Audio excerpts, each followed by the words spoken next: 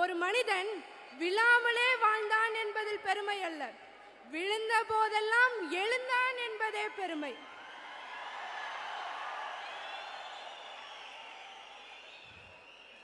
நம்ம ஜெனரேஷனுக்கு எல்லாம் இப்ப புதுசா ஒரு டிசீஸ் இருக்குங்க. அது என்னன்னா ட்ரெண்ட் ஃபீவர்.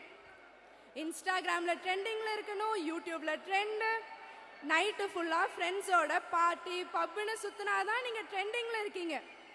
இல்லைன்னா நீங்க அவுட் ஆஃப் ஃபேஷன். புதுசா காஸ்ட்லி பைக் வாங்கி சிங்கிள் வீல்ல வீலிங் பண்ணிட்டு போனாதான் நீங்க ட்ரெண்டிங்ல இருக்கீங்க. இல்லைன்னா நீங்க பூமர். ட்ரெண்டை ஃபாலோ பண்றது தப்பு இல்லைங்க, எந்த ட்ரெண்டை ஃபாலோ பண்றோங்கிறது தான் முக்கியம். நம்ம யங்ஸ்டர்ஸ் எல்லாம் இப்ப ரொம்ப காமனா சொல்றது என்னன்னா, bro just for fun, bro one peg தான், ஒன் பஃப் தான். அப்படிதாங்க டைட்டானிக் இருந்தாங்களோ, ஒரு ஐஸ்பர்க் தானே, சின்ன ஓட்டை தானே நினைச்சாங்க. அப்புறம் என்னாச்சு? கம்ப்ளீட் ஷிப்பே கவுந்து போச்சு. When wealth is lost, nothing is lost. When health is lost, something is lost. But when character is lost, everything is lost. போதை பொருள்னால கெட்டு போறது நம்ம உடம்பு மட்டும் இல்லைங்க, நம்ம கேரக்டரும் சேர்ந்துதான். மனிதன் பாதி மிருகம் பாதி கலந்து செய்த கலவைதான் வெளியே மனிதன் உள்ளே மிருகம், விளங்க முடியா விசித்திரம்தான். மிருகம் கொன்று மனிதம் வளர்க்க பார்த்தாலும் மனிதம் கொன்று உணவாய் தின்று மிருகத்தை மட்டும் வளர்ப்பது தாங்க இந்த போதை பழக்கம். நம்ம கூட அன்பா நட்பா இருந்தவங்களை எல்லாம் கொடுமைப்படுத்தி கொடூரமா ஏன் கொலை கூட பண்ற சிச்சுவேஷனுக்கு தள்ளுறது தாங்க இந்த போதை பழக்கம். இப்படி சும்மா ட்ரை பண்ணி பார்க்கலான்னு ஆரம்பிக்கிற இந்த போதை பழக்கம் நமக்கு என்ன பண்ணுதுன்னா, நம்ம மூளையில டோபமைன் ஒரு ஹார்மோனை சுரக்க வைக்குதுங்க. டோபமைன்னா என்ன கேள்விப்பட்டிருக்கீங்களா? நமக்கு மகிழ்ச்சி திருப்தி போன்ற உணர்ச்சிகளை எல்லாம் உணர வைக்கிறது தாங்க இந்த டோபமைன். ஆனா இந்த போதை பொருள் என்ன பண்ணுதுன்னா, நம்ம மூளையை மழுங்கடிச்சு நல்ல விஷயங்களை எல்லாம் நம்ம கிட்ட இருந்து பறிச்சு நம்ம சந்தோஷமா தான் இருக்கோம்னு நம்மளை ஏமாத்தி நம்ப வைக்குதுங்க. இயற்கையா கிடைக்கிற இத்தனை சந்தோஷங்கள் இருக்கும்போது நம்ம ஏங்க இந்த ஏமாத்துற போதை பழக்கம் கிட்ட போறோம்? ரியல் மாஸ்னா யாரு தெரியுங்களா?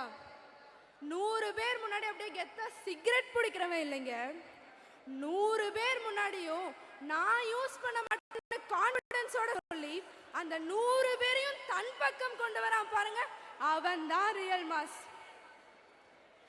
நண்பன்ல ஏதுமா நல்ல நண்பன் கெட்ட நண்பன்? நண்பனாலே நல்லவன் தான். இந்த மாதிரி டயலாக்லாம் கேட்கறதுக்கு நல்லா தாங்க இருக்கும், ஆனா என்ன ரியாலிட்டிக்கு தான் செட் ஆகாது. உன் நண்பன் யார் என்று சொல், நீ யார் என்று சொல்கிறேன்னு சொல்லுவாங்க. அதனாலதான் நல்ல நட்பு வட்டாரத்தை தேர்ந்தெடுங்க. அதே மாதிரி நீங்களும் ஒரு நல்ல நண்பனா இருந்து உங்க ஃப்ரெண்டை தப்பான வழியில போறதை தடுத்து அவங்கள நல்வழிப்படுத்துங்க.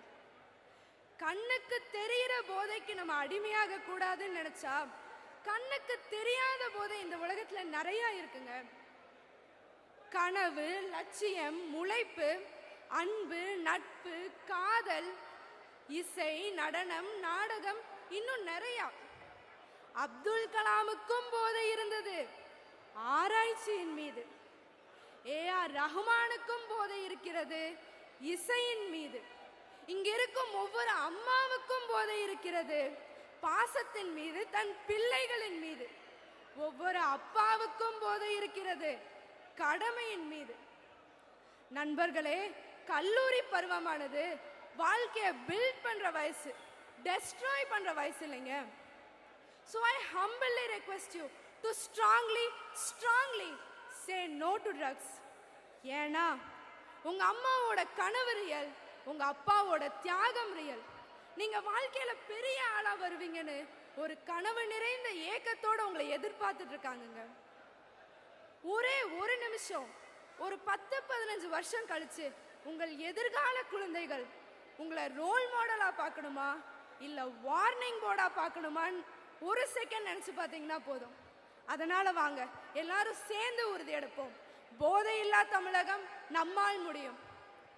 வாய்ப்பளித்தமைக்கு நன்றி கூறி விடைபெற்றுக் கொள்கிறேன். நன்றி, வணக்கம்.